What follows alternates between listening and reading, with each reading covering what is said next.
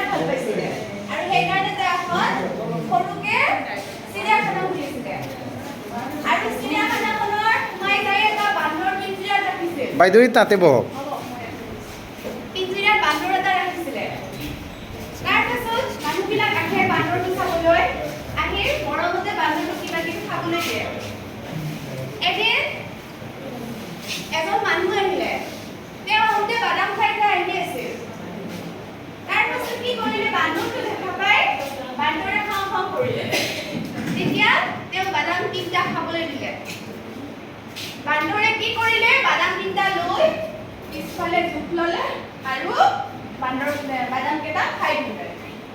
তেতিয়া মানুহজনে বৰুৱাক সুধিলে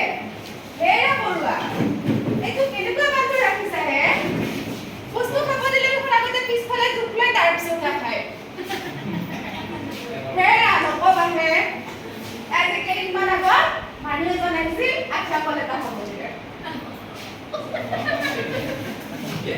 ফল খোৱাৰ পিছত